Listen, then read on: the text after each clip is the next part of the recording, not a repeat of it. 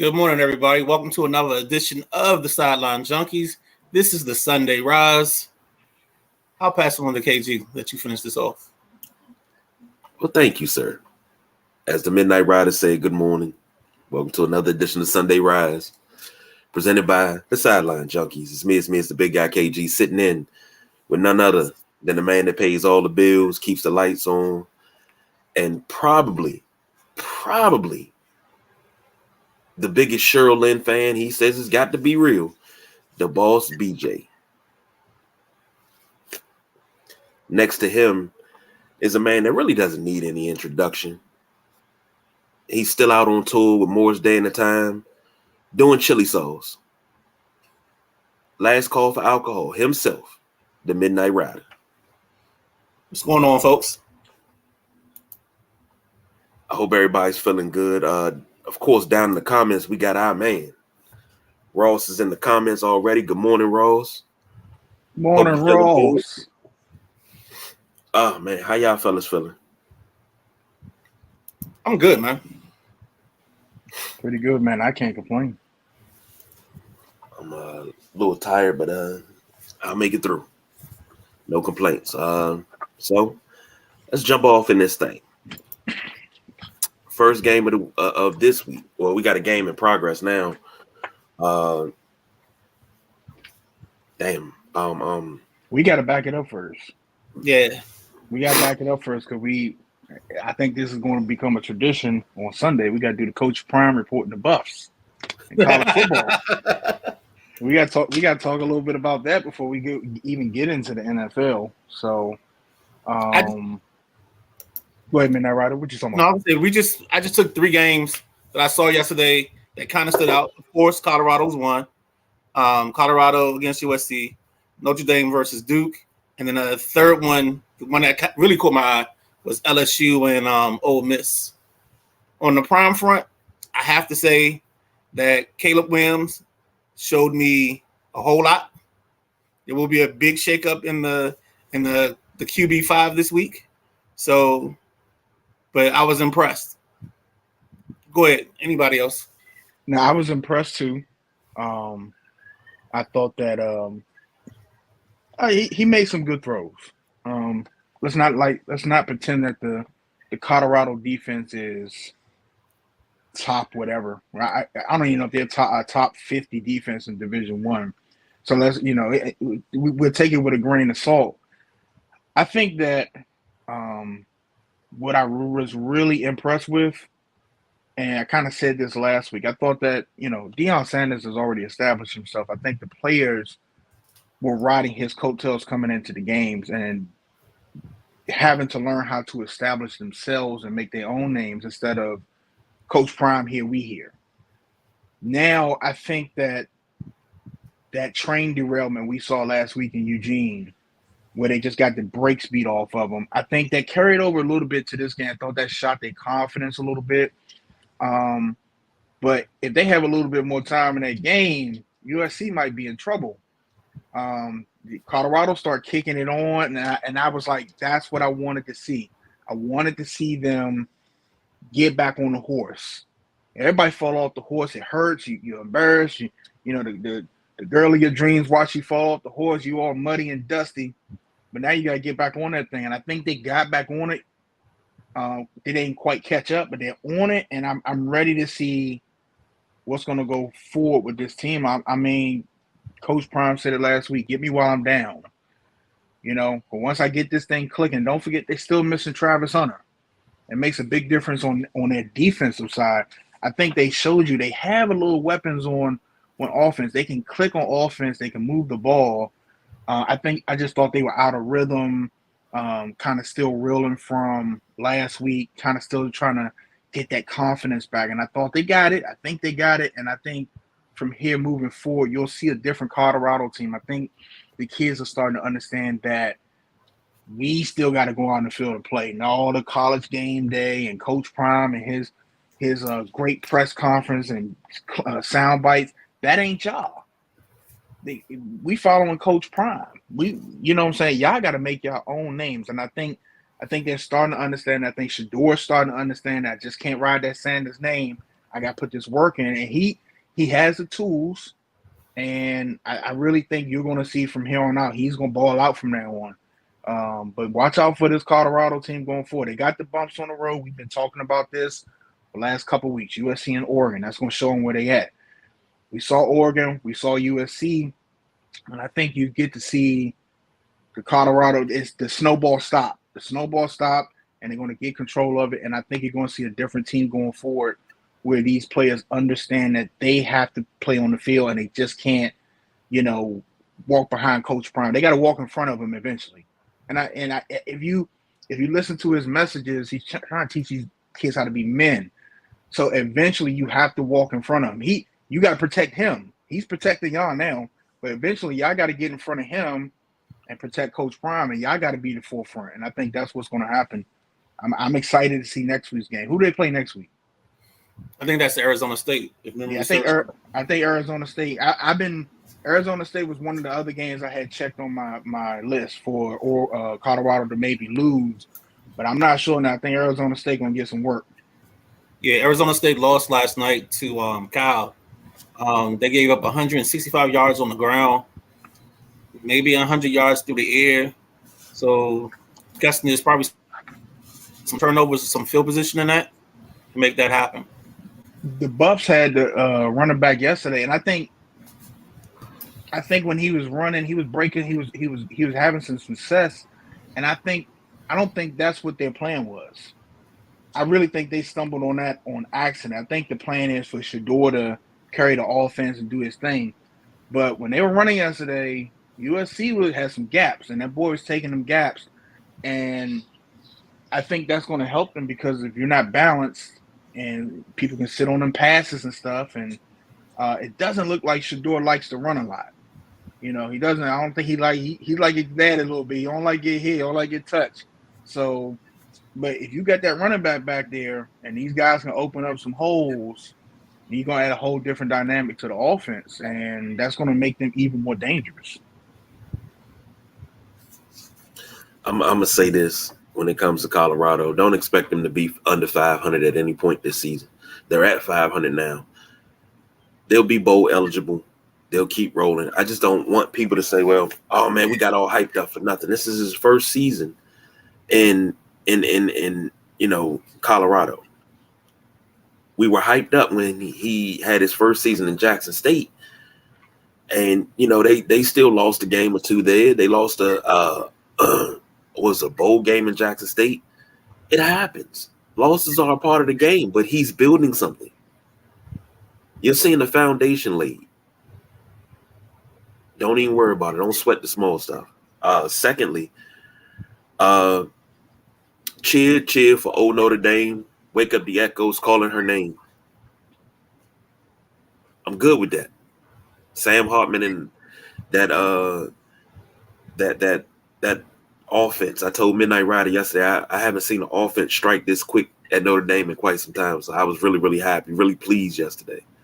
Just wish the defense would tighten up in the middle of games. Not just at the beginning and the end, but in the middle as well. This is easily their fastest defense. Easily. I mean, I'm not even talking about miles, leaps and bounds. And I think that gives them the opportunity, along with the quarterback play, to be competitive. To go back 1 second, there's a throw that Caleb Williams made in that game where he scrambled to his left, throws it with his right down the middle, hit 16, who was wide open. But that's a big-time throw. That was very impressive. And that's part of why I think he might be the back-to-back Heisman winner. Up to Notre Dame, the kid Riley Leonard Riley Leonard, I think his name is. For Duke, he made it a game, and Duke didn't look like a normal Duke team. Duke looked like they went and got somebody. So I'm wondering if these transfer rules are going to get tightened up because some teams that normally aren't competitive look very good by using this transfer portal. Ross says, right now the team is better than last year. It's going to be better, much better. #Prime. He also says, I was worried about that game, felt bad for the Duke QB getting hurt.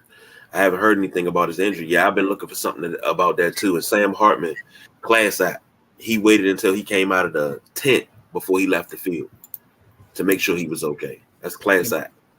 They were quarterbacks, I think, at Wake Forest together. So they got a personal relationship beyond some of that stuff too. And then the crazy game last night was the Ole Miss LSU. I don't know if you guys caught any of that, but I think the score was like 31-28 at halftime. I think it finished up like 55-47 or something. 55-49. Yeah, that game was just. It was just if defense, like if you're a defensive coordinator for those squads, just get ready to take a job. Just get ready to be a cornerbacks coach or a linebacker coach at your next place because you're not getting hired as a DC again. And another thing is Jaden Daniels. He keeps making plays, but this kid has no regard for his body. I think I put in the chat when he got blown up on the sideline and fumbled. If not, I'll throw it in there for you fellas. But that's all I got on that game. All right. Moving on up to the big leagues. NFL Week 4. First game of the week that we're going to cover. The Ravens versus the Browns, a.k.a. the old Browns versus the new Browns. The line for that is Baltimore favorite 1.5. What's the over under on for that one, Midnight Rider? 38.5. 38.5. Start with the boss, BJ. Go to the Midnight Rider, and I'll finish it up. So Deshaun Watson's not playing this game. I just learned that on our pre-show. And Baltimore, they still only gave Baltimore 1.5, and Cleveland's at home.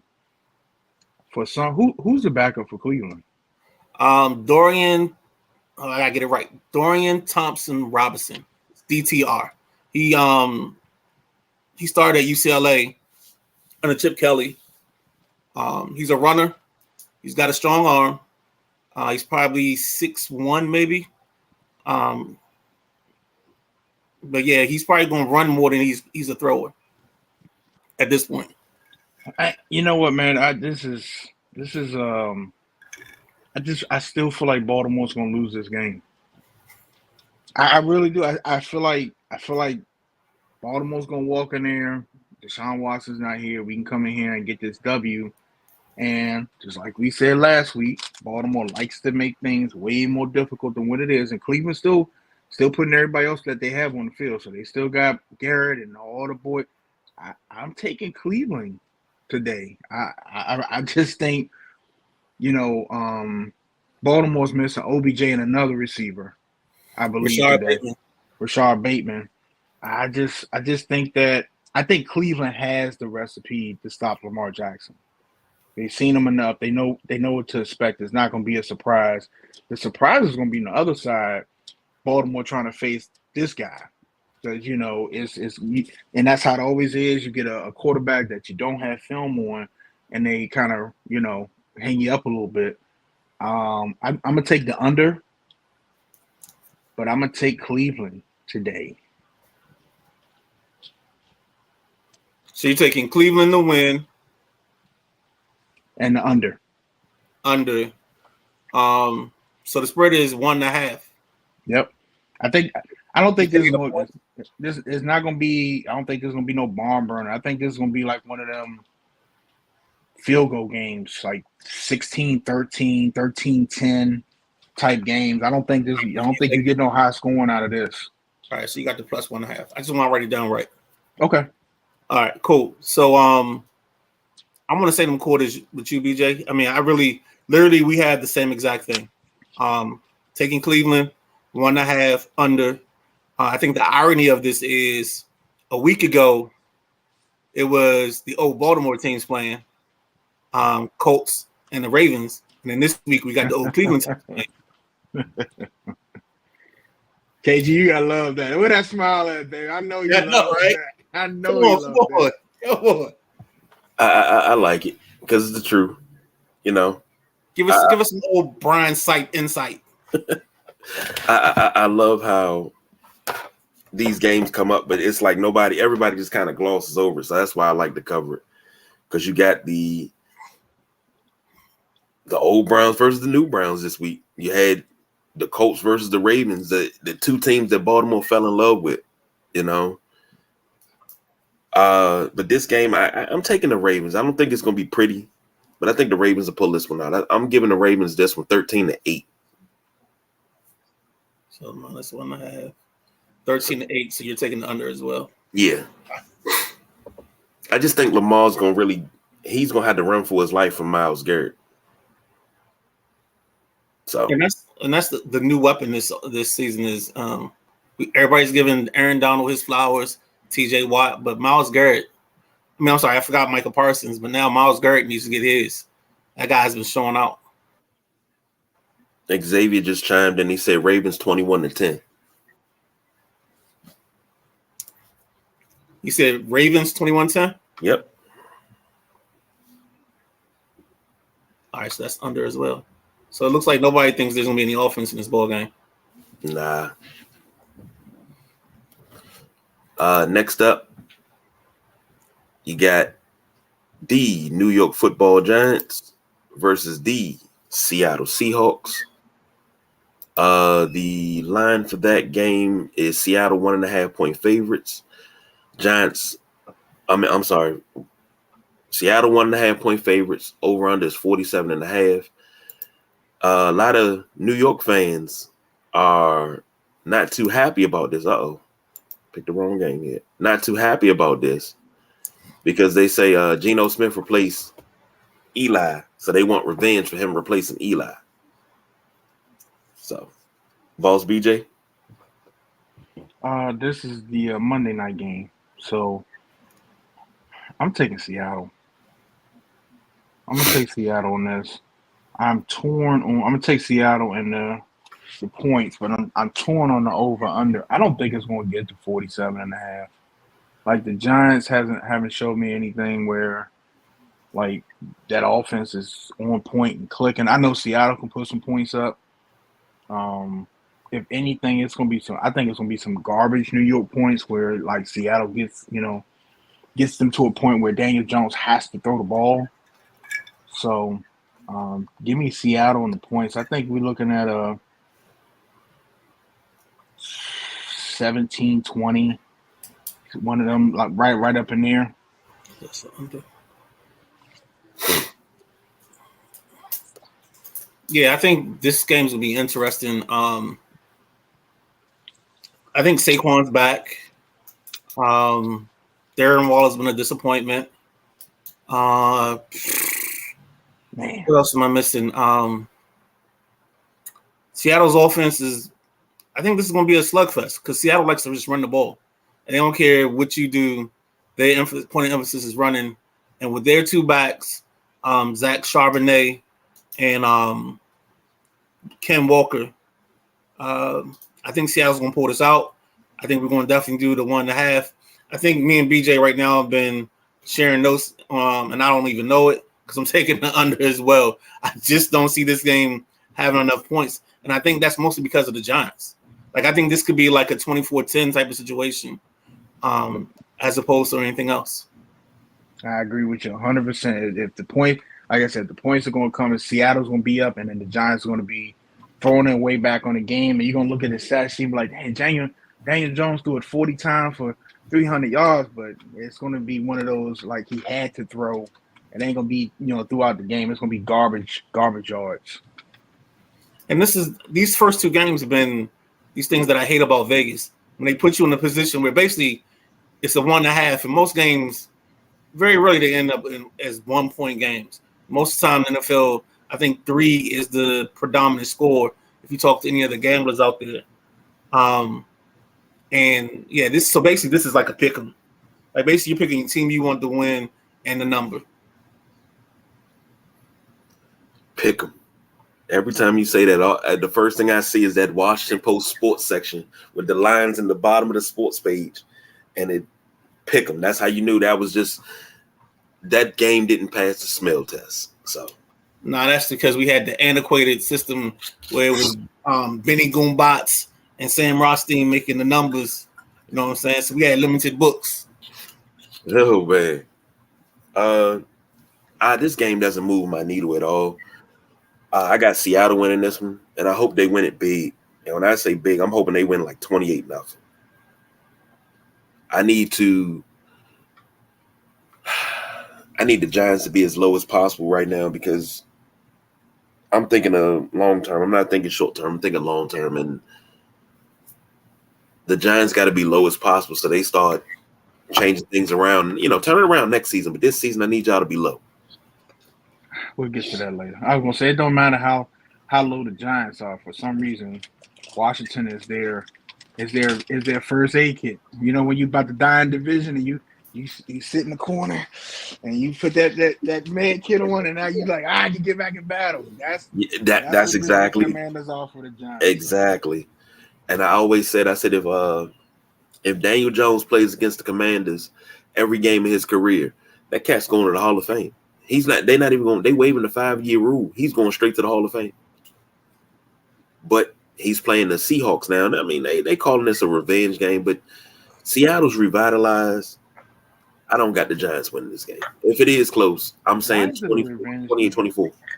Oh, because of Geno. New York fans. They win the Super Bowl with them. With Geno. People standards on what they think are revenge games, this, that, and the other. I don't remember the Giants winning a championship with Geno or anything. I don't understand why. All because he replaced Eli. So what? Now, somebody was going to replace him. Here's the crazy thing. I know plenty of Giant fans here, up in Jersey, New York, everything. They hated Eli. The years he didn't win the Super Bowl, they hated Eli. Mm-hmm. But then as soon as he retired, oh my God, Eli's probably our best quarterback since Phil Simms and Y.A. Tittle. And oh my God, we haven't had a quarterback of such talent, but you hated him when he was here. I mean, people. Is Eli a Hall of Fame quarterback? No, he ain't no Hall of Fame quarterback. He's a bum. He can't do this. He can't do that. Only thing he can do is go on a run and win a Super Bowl, but he can't do this. He can't do that. If he does anything else, he's going to lose. But his numbers, Phillip Rivers and Ben Roethlisberger all came in the same time. Their numbers are on par with each other. You can't say two are Hall of Fame, but Eli is not. I don't understand. I think the problem with the true Giants fans is when he got benched originally. This is like he was the Giants. He was the face of the Giants, and that ended the era. And you can see the emotion on his face. And I can't remember that game, but I think that's that might be the you didn't care who Tom Brady could have came in for Eli at that point. It was just like Eli won 2 Super Bowls. He carried the city, carried that team, and then you have to end it. Just kind of like Ben Roethlisberger. It has to end. It's getting bad. You got to pull that plug. But that's beyond me. That's just like there's no reason to hate Geno. Hate Daniel Jones because he's stealing money out of the bank, and he on camera stealing. And they like we don't have the evidence. We don't have evidence to convict him. You got him on 4K. So you got y'all Giants fans. Y'all mad at the wrong person. Well, I don't. It's not warranted. So, moving right along. Next game up, the New England Patriots versus the Dallas Cowboys. The line for that game is Dallas 6.5-point favorites, over under 43.5. Dallas coming off a loss to Arizona.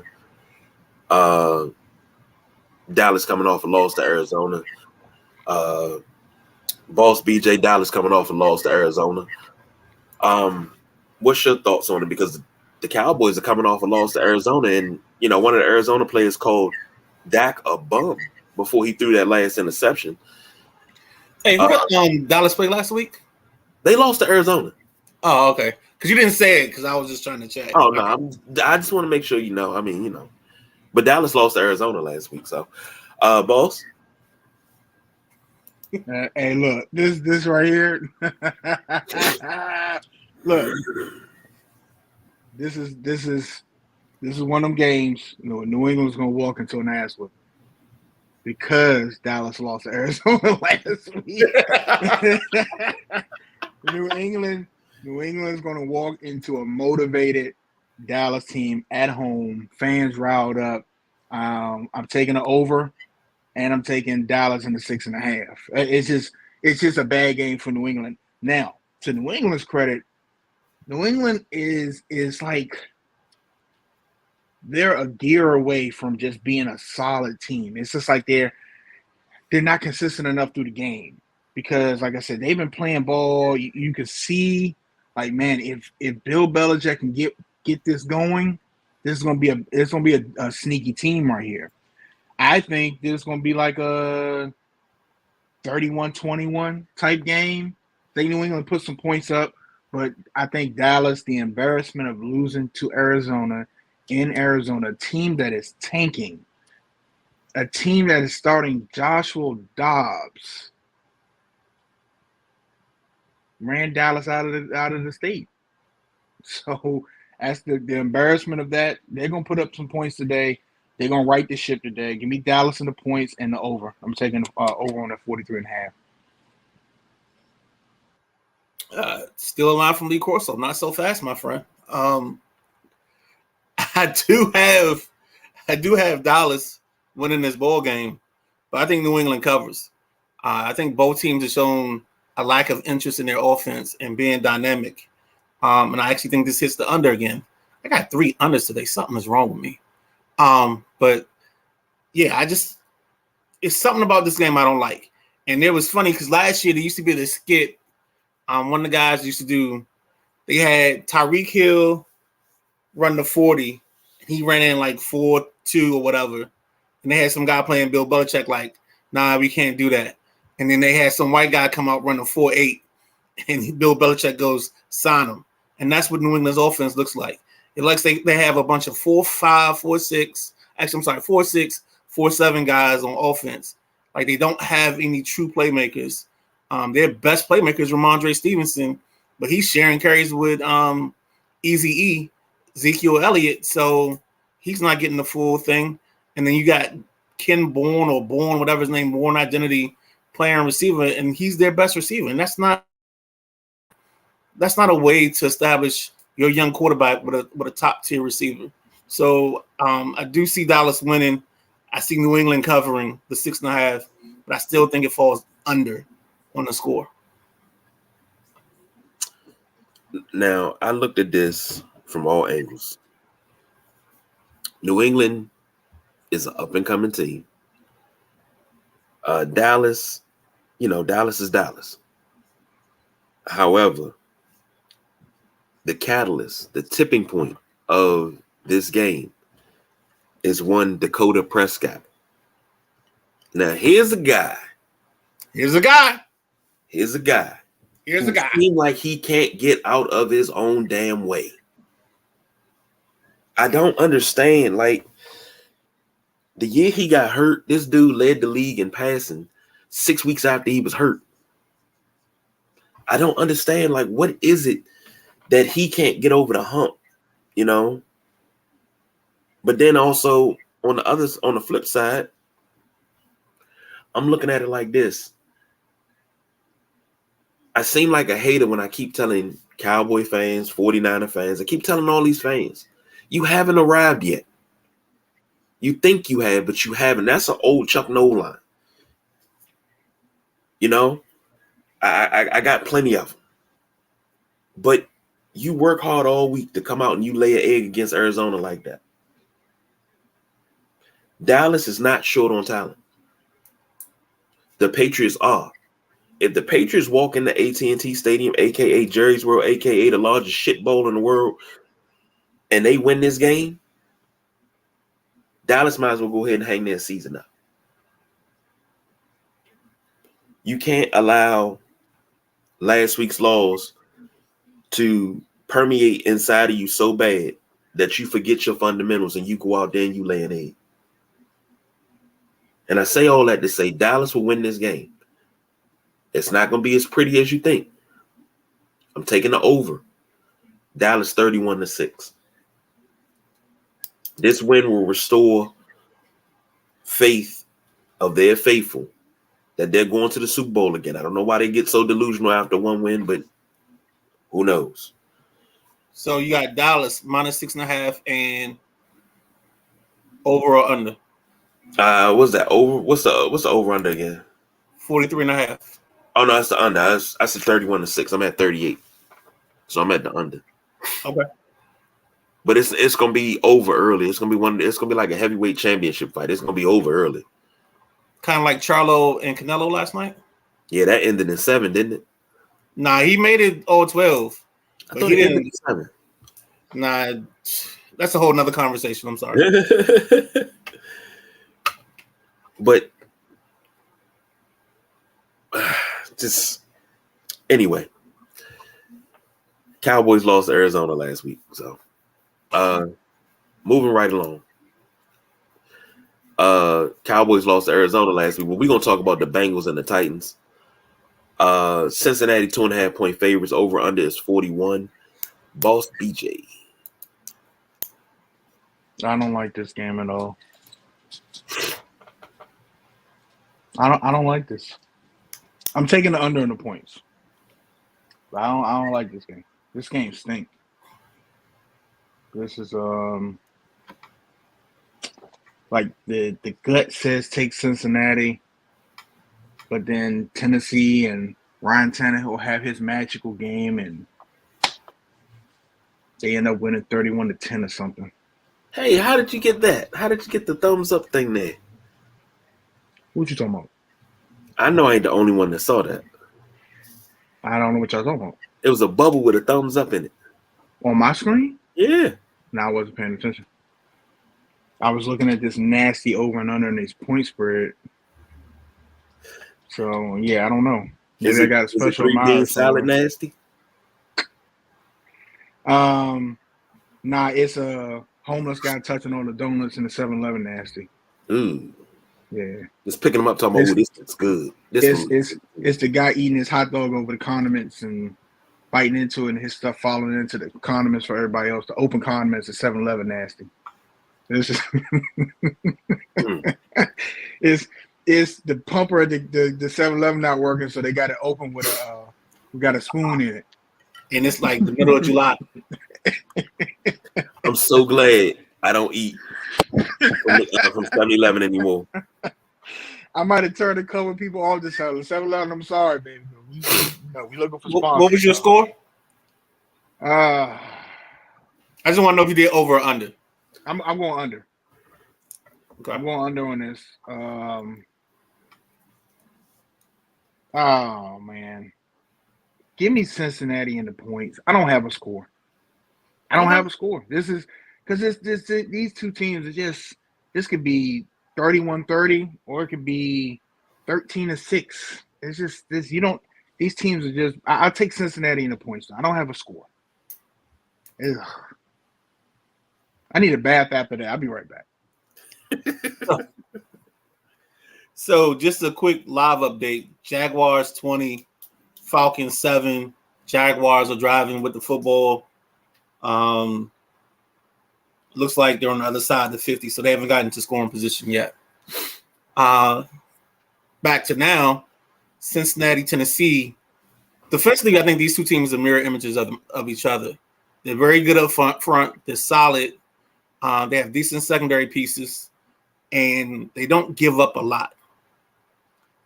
So I think this hit, good God almighty, I'm all under so far. So I got under.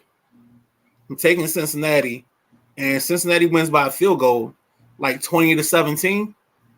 So give me Cincy the 2.5 and the under. I don't know what's going on with me today. Ross says, how's that D-Hop signing working out? He's actually made a couple plays. I mean, it's him and Treylon Burks has done some stuff, but it ain't much out there.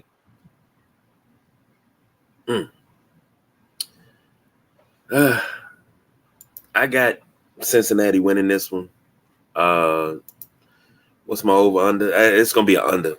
Cincinnati wins this one, but it ain't gonna be pretty. It ain't gonna be close. This is when you get into your gritty football. See, this is where you make your bones at. If you are a middle of the road team, this is where the part of the schedule that you got everybody kind of sort of settling into their identities. And this is not Cincinnati's identity. 1 and 2, After 3 weeks, this is not their identity. This has to be a awakening for Cincinnati.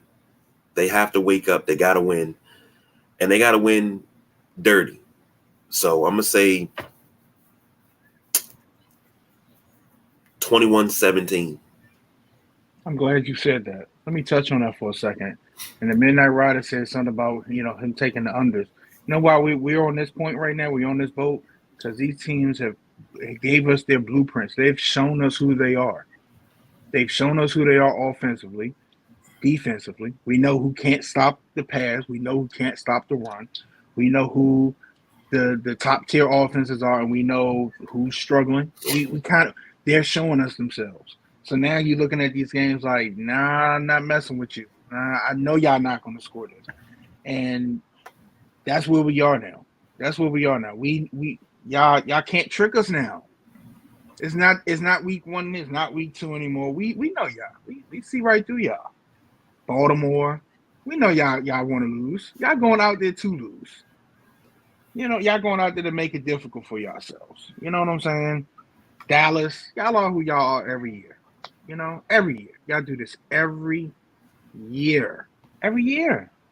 Now, Cincinnati is the question mark because this ain't what we expected from Cincinnati, but this is what they're showing you. So you kind of got to roll with the punches right now until they have a game against it. And it can't be Tennessee. If they win this game today, 41-10, I'm not impressed. It's Tennessee. Okay? They go play the Ravens. They go play Cleveland. And they assert some dominance. Now we can talk about Cincinnati again. But right now, Cincinnati ain't Cincinnatian. So that's what we do. Yes. I think I've caught on to the blueprint. Yeah. We haven't got. I mean, we threw some Baltimore names out there, but it ain't really sticking yet. I got you. We're gonna find some Baltimore's in that trough of teams where they trip up, they tie their shoes together every morning and don't realize it and leave and fall flat on their face, and then they get going.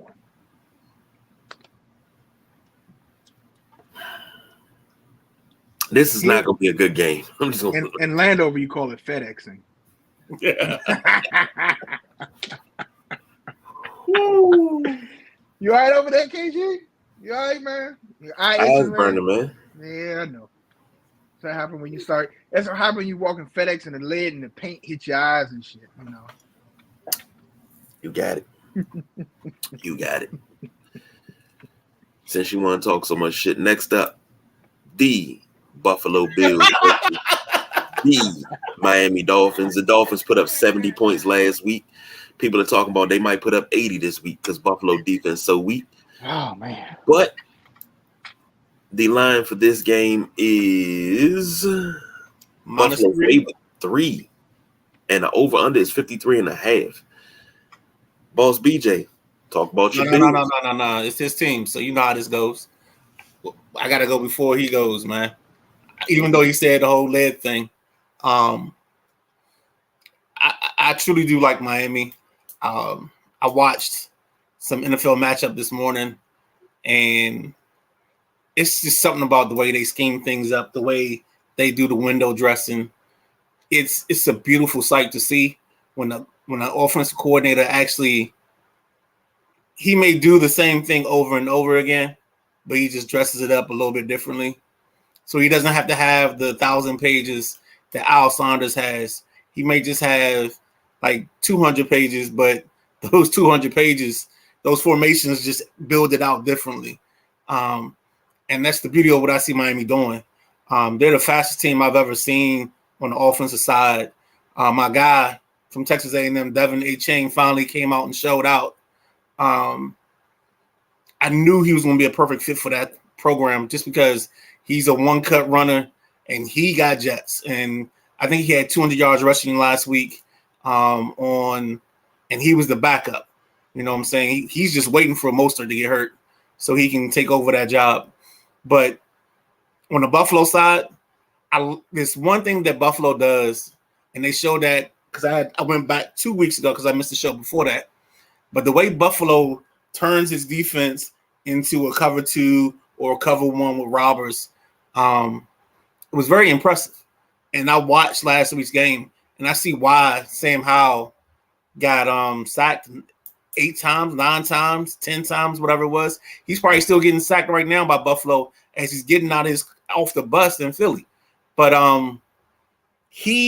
they covered our team so well that it's going to be an interesting matchup, but I still think we're going to have a shootout. I got my first over of the night, and because of the number is 3, I think Miami wins this, and so I'll take the +3. So Miami plus the +3 and the over for me. Come on over here, big guy. Where you at? Where you hiding now? Oh, I guess I'll go. I mean, Miami came out and showed some real moxie. They could have put up more points, but they chose not to. That's cool. Don't expect it again this week. And if I'm not mistaken, let me make sure I got this right. What do I pick? Because I got to go through the pick 'em since I put my picks in on Wednesday now. I have a timer set. Because I don't want my 9-game lead to disappear like it did last time. Poof, pow, be gone. As of right now, I got the Bills winning this one. A lot of people didn't pick the Bills. Miami's 3-0. Everybody's sipping the Mike McDaniel Kool-Aid. Okay, I think Buffalo wins this one. I think Miami's riding high, but they'll get their wings clipped and come on back down to earth. So, excuse me, Buffalo fans, y'all can get ready to start jumping through tables and everything. Buffalo wins this one. Josh Allen puts on a masterful performance today. So are we doing over or under? It's gonna be definitely under. Definitely under. Definitely under. What kind of masterpiece is this if we hitting the under? No, man. No, I say under because everybody's going to expect them to come out and score 60. I got you. Okay. So I'm, 53.5. I don't think Miami's offense really gets going until fourth quarter, but it's going to be too late by then because Buffalo done jumped all over them like a cheap suit. So for my Bills today, no Jordan Poyer. DeMar Hamlin starting. Von Miller's not coming back the next week. So you have the fastest team in the league coming into Buffalo, and you're missing one of your top safeties. One of your that 1-2 punch in that backfield or that secondary of Hyde and Poyer. You're missing Poyer. So DeMar Hamlin is absolutely a downgrade from Poyer. You're not getting the same dynamic that you get from him. So this isn't the week for that. Because you have communication issues, you have these type of issues. You're going to see Tyreek Hill going up the sideline, going for 6. The one thing the Dolphins have not been able to stop since he came in the league is Josh Allen. For whatever reason, Josh Allen owns the Miami Dolphins. And whether it's running, it seems like when he plays the Dolphins, he has their number. I think this is over. I think this is that 38, 34, 40, 37 type of shootout back and forth.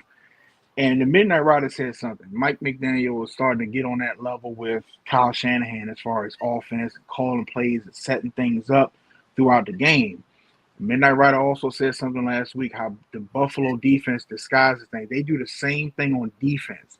This is going to be a very good game to watch. McDermott called his defense, and now you got a different dynamic with how Terrell Bernard played. And I said it last week.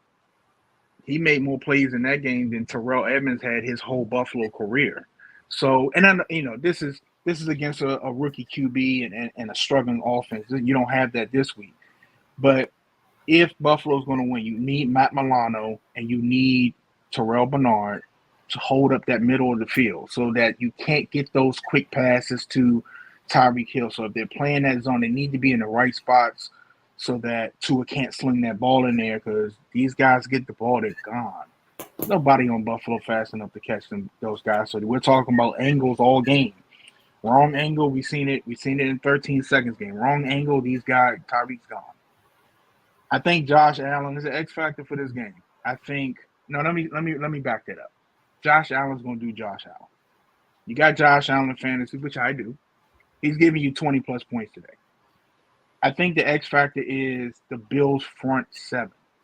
If they can get to Tua, you have to, because if Tua stands back there, it's not even a point if somebody's open. He can throw somebody open, right?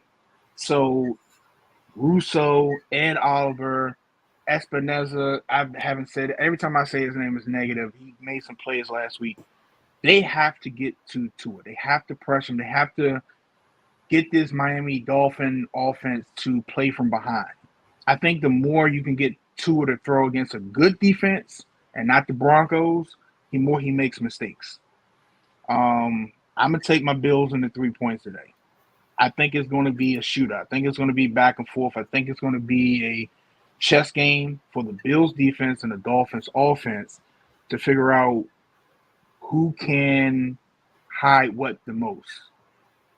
Because sometimes people don't understand. Sometimes as a defense, you got to let them think they're getting it. Because you don't want to pull your wild card and then they adjust to it too soon. And you might let them go and like, hey, we know what they're doing. Let them keep thinking that's open. Let them keep thinking that's open. And then bam, we changed it up at the last second. We got an interception we needed for the stop. And I think that's I think the Bills defense today is what's going to have to come out. The boy, I keep forgetting his name. Midnight Rider. What's the cornerback I keep complaining don't play for Buffalo? He's inactive. Kaiir Elam. Kaiir Elam. I thought they drafted him in a direct response. They could have thumb. Yeah. Okay. I don't know. I thought they drafted him in a direct response to the Dolphins' speed. I really thought that's what it was, and I was excited to see him on the field, but he's not playing. So that leaves Benford. That leaves. So I was going to give you the inactives today. For the Dolphins, it's Skylar Thompson, tight end Tyler Croft, offensive lineman Connor Williams, linebacker Jalen Phillips, cornerback Eli Apple, safety Deshaun Elliott. For the Bills, it's O-lineman German Ifedi, offensive tackle Alec Anderson, D tackle Poona Ford, cornerback Kaiir Elam, and safety Jordan Poyer. Jordan Poyer is going to hurt. That Jordan Poyer is going to hurt. And you know who else on this Bills defense I keep forgetting to give kind of some flowers to? Leonard Floyd.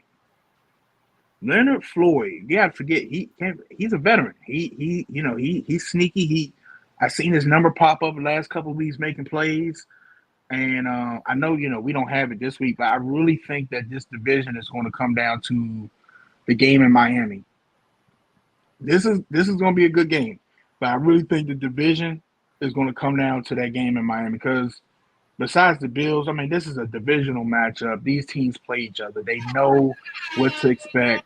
Mike McDaniel knows Sean McDermott. McDermott knows Mike McDaniels. It just is what it is. I don't think it's going to be too many surprises. You always try to throw those wrinkles in there, but it's going to be a good game. I really think if the Bills lose this game, unfortunately, I hate to say it, it's going to be in the secondary with Damar Hamlin, and it's going to be a miscommunication somewhere, and that's going to lead to a touchdown where you can't. It's going to. I think it's going to be back and forth. I think that's going to give the Dolphins the advantage. So hopefully, we don't get no miscommunications. We'll see that. Hey, we got a big time trade in the NBA just now. Just came across the thing. Drew Holiday to Boston in exchange for Malcolm Brogdon, Robert Williams, and 2 draft picks. They were just talking about him. They were just talking about him going to Boston. Wow. Sorry about that. Nah. They were just talking about him going to Boston.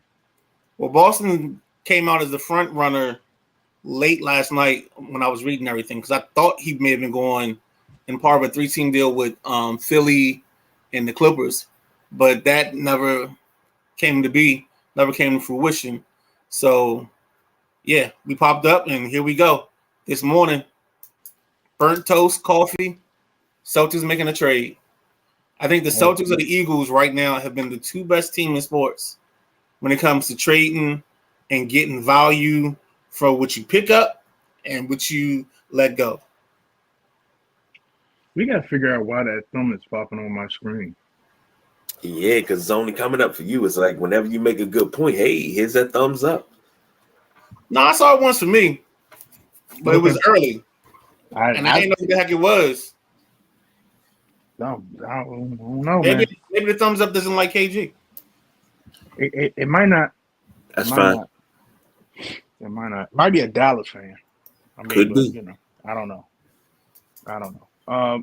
If I didn't Bills over and the points on the Bills, I think this is going to be it's going to be like 34-31, 38-34 type back and forth game. But I'm going to take it like that, but I wouldn't be surprised if it's a sloppy, hard hitting, because they don't like each other. These two teams do not like each other. I wouldn't be surprised if it's a 24-17, 24-20 type game and they come under. It wouldn't surprise me, but I don't think that's going to be. I think it's going to be because the Bills ain't been looking too tight on offense. So that's something that has to be addressed today for sure, because they beat, I forgot who they played last week, but the offense was only like 65%. Some team, I don't know who they played last week.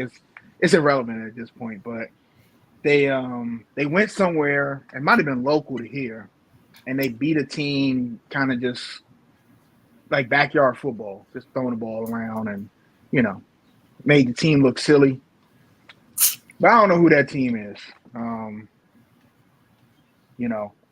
It'll jog my memory. I'm 42, so it's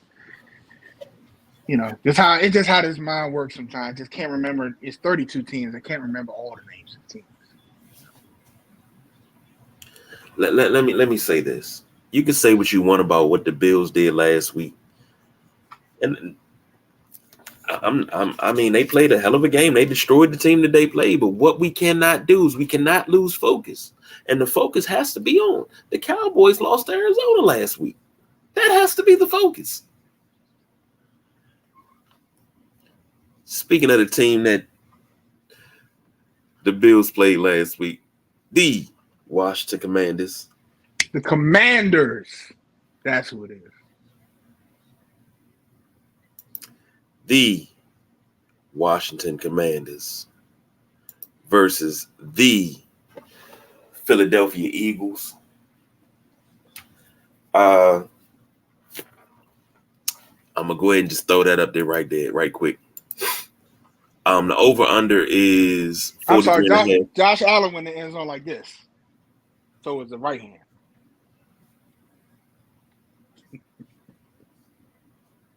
The over-under is 43.5. Philly favored by 8.5. Give it to the boss, BJ, first. Look. Washington got to come out swinging today. They do. To all seriousness, they have to right the ship on offense today because, and this is another division game. This is the game that this one. It's say 8.5, and that's you suck on that poison and you get bit hard. And Washington end up coming out winning. Washington cannot make the mistakes they made last week. It cannot be multiple interceptions. It's going to get out of hand quick. For Washington, they're familiar with Philadelphia. I'm going to take Washington in the points. I'm just unsure if the offense gets on track today. I don't know. And it's just like if the offense doesn't get on track this week against Philadelphia, where do you start going? What do you start doing? We talked about the Bills last week. The Bills and Philly offense aren't the same. But Philly up front is another monster. The Washington front four was very quiet last week. They cannot be quiet this week. They have to get to Jalen Hurts and have to put pressure on him, or it's going to be a long day for the Commanders. I'm going to take the points. I'm going to take the over slightly in this game. I think Philly comes out. I don't think it's a stomping. I think it's going to be a like a 28-17 type game. 28-17 type game, Philly.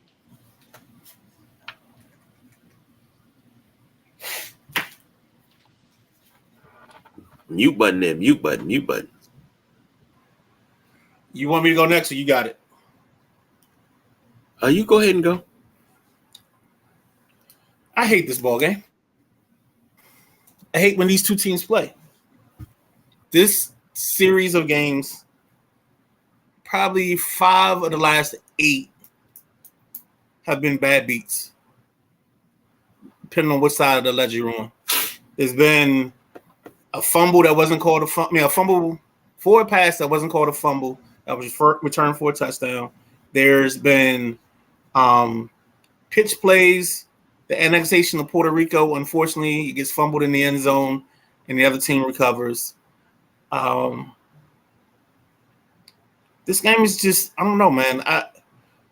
When I have all my faculties going and the sports fan in me is trying to break this down, I just don't see how what I saw last week holds up against what I saw on Monday night. And people want to think I'm talking about the pass coverage, and I'm not talking about that.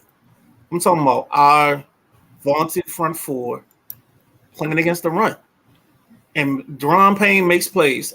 He does. But there are times when this front four goes invisible. They go missing. And if that happens today, when they put DeAndre Swift on the top 100 for the NFL this year, it's going to be a lot of Commander highlights. It's going to be Commander in Tampa Bay. I think Philly wins, and I think they cover the 8.5. And I think this definitely goes over. I think maybe you get some points late. Bold prediction. I think we see Jacoby Brissett today. And I think Monday starts with a conversation of who's Washington's quarterback.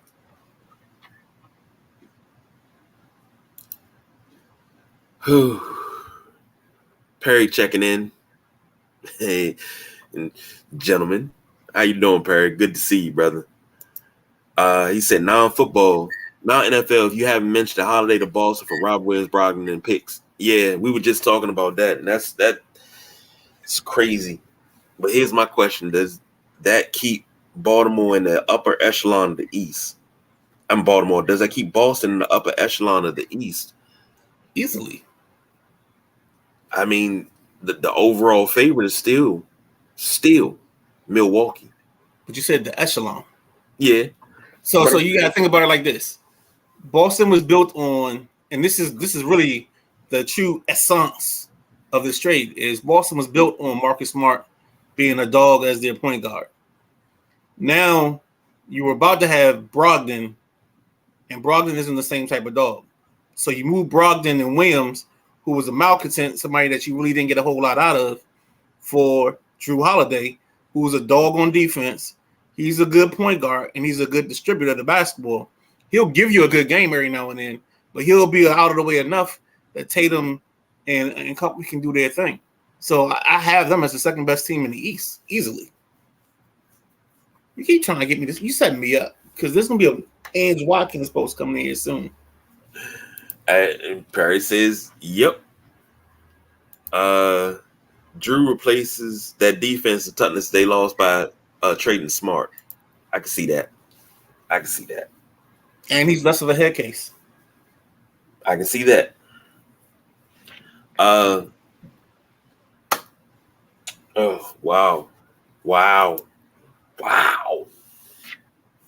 Dare say they are the best. Ooh, that's a conversation we may need to have on Tuesday, because I can't agree with you there. With this Dame trade, Milwaukee is looking like the overall favorites, but everybody's saying that, it's going to be Milwaukee, Phoenix in the finals. I don't think Phoenix gets back to the finals.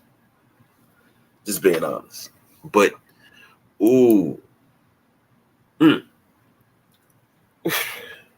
nasty work. Don't count my Bulls out. But anyway, this game, I'm like the Midnight Ride. I don't like to play Philly as a Commanders fan because I'm always on the seat, on the end of the seat, on the edge of the seat, going back and forth. And I didn't even pick Washington in this game, but having that conversation on Monday morning going forward about Sam Howell not being the quarterback, I don't disagree with many things the Midnight Rider says, but I disagree with that. Because here's the thing. Yes, you're trying to win. This kid has a few intangibles. He does the little things. But one bad game last week, and if he has a bad game this week, should not mean you bringing out the hook and you putting him on the bench. He has to go through the growing pains. This is only game number 5 of his NFL career. I said it last week. I'll say it again to the fan base that's calling for him to be benched indefinitely because you want to see Brissett because we're not doing this. We're not doing that. Cut it out. That fair weather stuff has to stop. If you don't, you want this, you call for this cat all last year. You got him. He came in against Dallas and he won. You got him as a starter. Now you're mad because he had one bad game? Cut it out. We're 2-1. If we possibly pull this game out, we go 3-1, and you still say bench him, you need you to reevaluate your family, especially if he has a decent game. I'm not looking for him to be a world beater and be 30 or 35 or 34 or 35 for 425 yards and 6 touchdowns. I'm not looking for that. I'm not even looking for him to be a game manager. I just want to see him make safe throws. Don't turn the ball over. Let your clock, let your internal clock guide you to know when you need to get out of the pocket and deliver that ball, throw it away, whatever. That's what I want from Sam. Now, as overall as this game, I don't have Washington winning this game. I got it being close, but I don't have Washington winning the game. I'm going to say 31-28, last second field goal. But I'm going to say it's going to be a bomb burner of a game. Brian Robinson going to have over 100 yards rushing. And BJ, you still have yet to answer my trade request about Jahan Dotson. Oh, okay. So I need I'll look that. at it. Okay. Yeah. Here's the issue. You have. Can I jump in real quick? No, go ahead. Sure, go. No. All I want to do is give inactives. So inactives today for the Commanders, Chris Rodriguez running back, defensive end KJ Henry, Trent Scott tackle, Chris Paul guard, Curtis Hodges tight end, wide receiver Mitchell Tinsley. For the Eagles, it's Quez Watkins, wide receiver, quarterback Tanner McKee, safety Sidney Brown, running back Rashad Penny, safety Justin Evans, offensive lineman Tyler Steen, and defensive tackle Moro Ojomo. I'm sorry. No, you're good. Real quick on defense. Here's the Commanders' problem, right? The front four looks good when you have a pocket quarterback, and they can just put their head down and rush the passer. But you got another mobile quarterback this week. You can't put your head down and rush these guys. You got to know where these guys are all the time. The Josh Allen touchdown where he finger rolled in the end zone, nobody knew where he was. Everybody had their back turned. Everybody, took the passing pass rusher route, which is all the way around and was just wide open. Now you're going to have the same thing this week. On top of the run defense with the Commanders. Those are the two issues, the main issues I see on defense when you talk about the Commanders. On offense, here's the thing. We have blown Ron Rivera up on this show for making changes and adjustments too late in the season. You have a wide receiving core that should be moving the ball up and down the field. You have arguably a top 10 receiver in your receiving core. There's no reason why this offense shouldn't be moving the ball. We see what Jahan Dotson can do. Even if you don't like Curtis Samuel, he still has some talent there, okay? I know some people feel different ways about Curtis Samuel. You have three very talented receivers. You have a talented back. You have a half a talented back if he could just hold on to the damn ball. So now you have to figure out, is it play calling? And at some point you have to figure out, can Brissett move the offense? It's nothing against Sam Howell. It's not it's not a conviction against him, but something's wrong. You saw flashes of it the week before Buffalo. It's something's not right. Just like we talk about New England, where is the it's a gear missing. The other gears are spinning, but the main gear to move those help move those other gears and move the internals is missing. So you have to figure out, does the enemy have to dumb it down? Because Sam missed open checkdowns. If you go back to the problem, unfortunately it's Sam Howell right now. He has to tighten up his game, whether they get some easy checkdowns or get his confidence going, whatever it is. But you cannot go game in and game out and he do what he did in the Buffalo game. He can't. If he does this against Philly, if you get into halftime and he has 2 or 3 interceptions, you have to put Brissett in. Sam can still be the starter. But you have to see, okay, is it him? Is he not seeing stuff? Brissett has to go in. Now, Brissett moving the offense back and forth, and they're starting to score. Now you got something to think about, because I believe y'all have a short week this week. Y'all play Thursday. So now you have to really think, and this is one of them games coming up. I'm not trying to get too far ahead, but you have to beat the Bears in Landover on Thursday. You have to do that. If the Bears come in here and win, you have just blow it up. You have a whole host of other issues if the Bears come in here and win Thursday night. I don't care if they play Tuesday night. You have to beat the Bears. That's how bad the Bears are. So that's going to be a whole nother issue when we get to it. But halftime, and then towards the middle of the second, if Sam looks like he did in Buffalo or against Buffalo, you have to put Brissett in. You have to. It's nothing against Sam. And Ron Rivera, he hasn't really been good with his mouth the last couple of weeks since the beginning of the season, but he can easily come out and say, no, we just needed to see something. Sam's a starter. End of discussion. Sam's a starter against Chicago. That's it.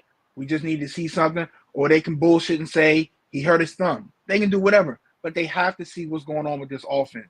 This offense should be putting up at least 24 points a game. It should be. On paper, with the receivers and the backs they got, they should be putting up 24 at least a game. At least. And they're not doing that. So you have to figure out what the problem is. So breaking the final for Jacksonville and Atlanta. Jacksonville 23, Atlanta 7. That just went final. Doesn't look good for, what Desmond Ritter did today. I know Bijan Robinson had 92 yards the last time I checked and 35 yards receiving. Don't know what he ended up with, but we'll have that on the post game. And to the point, I just think no matter how today goes, if there's some struggles, the conversation is going to happen. I'm not saying that the move should be made, but the conversation is going to happen because of where we are, the city we're in. If Philly's the city of brotherly love, Washington's the city of backup quarterback love. So, yeah. I agree with that. But it's just, I don't think I think it's a responsibility to winning. And I don't even think it's a backup quarter. You have to know when, if you're going to give him another chance, fine. But just like we saw with Taylor Heinicke, Taylor had a ceiling. He can only do so much, right?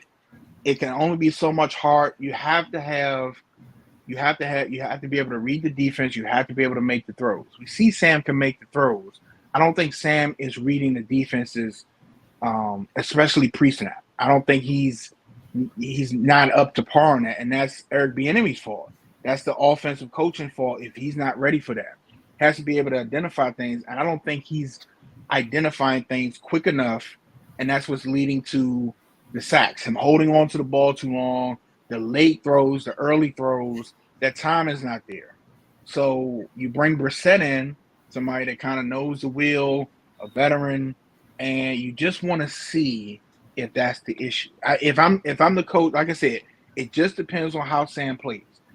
If we're going in the second quarter, and I'm seeing what I saw last week, and he already has a pick or two, some bad throws, holding on to the ball. If we go into the second quarter, he got 2 interceptions, 3 sacks. I'm putting Brissett in. I need to see. I need to see what's going on. Is the offense just bad? Is everybody's timing off, or is it just Sam? Judging from what I saw in the recap from Buffalo this morning, there weren't many windows for him to throw into. Everything looked like it was taped up. It was body on a body. So that becomes a scheme thing. That becomes some other things. In our chat, I know I mentioned that he doesn't take a profit. He didn't take a couple check downs here and there. So it's going to be interesting. We'll see what happens. That's why we play him. That's all I got for this game, man. Oh, and Jalen Carter might make a play today or two.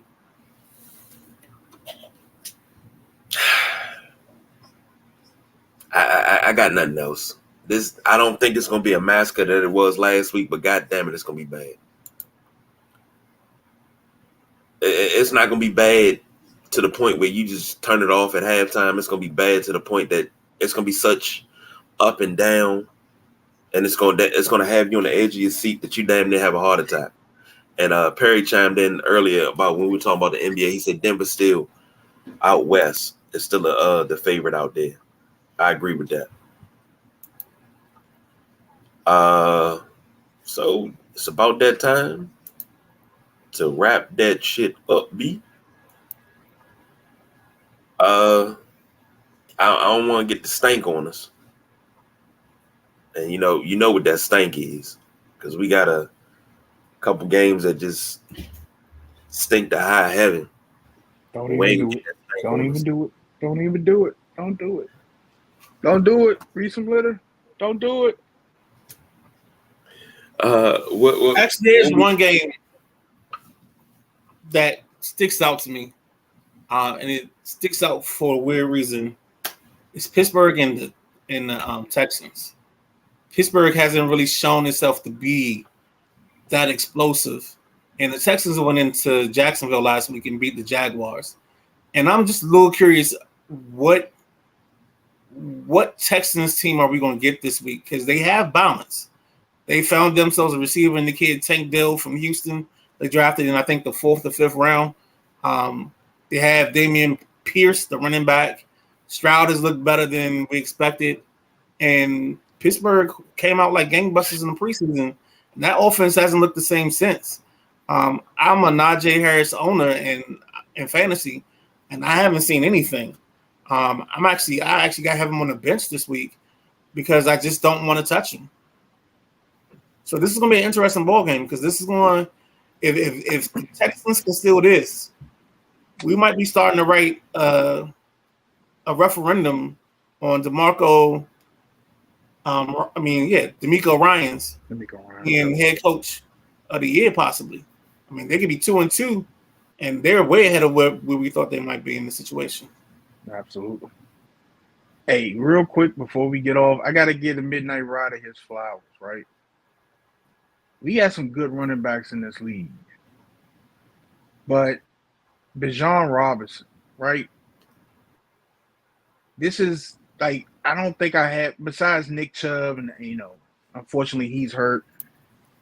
Derrick Henry doesn't have that top end speed. This kid, every time he touched the ball, you feel like it could go to the house.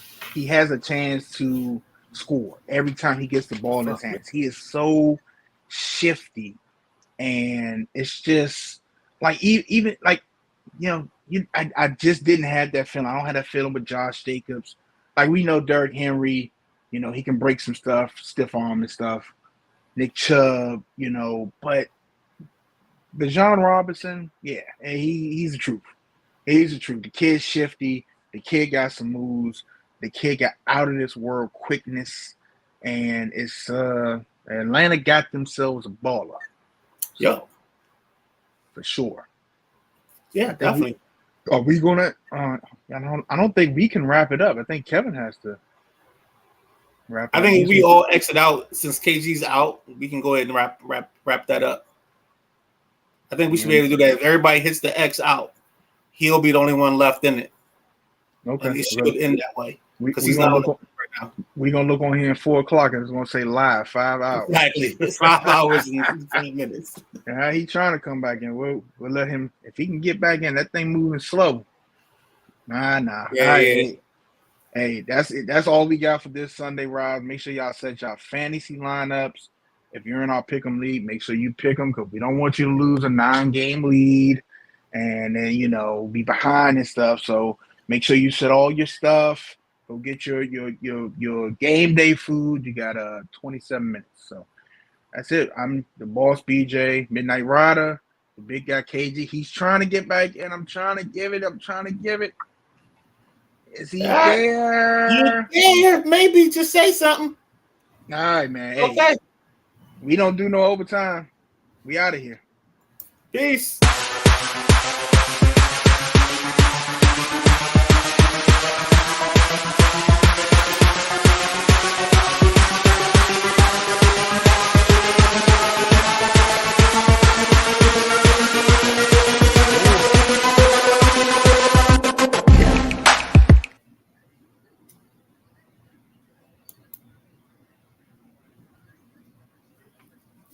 Now I'm be on this.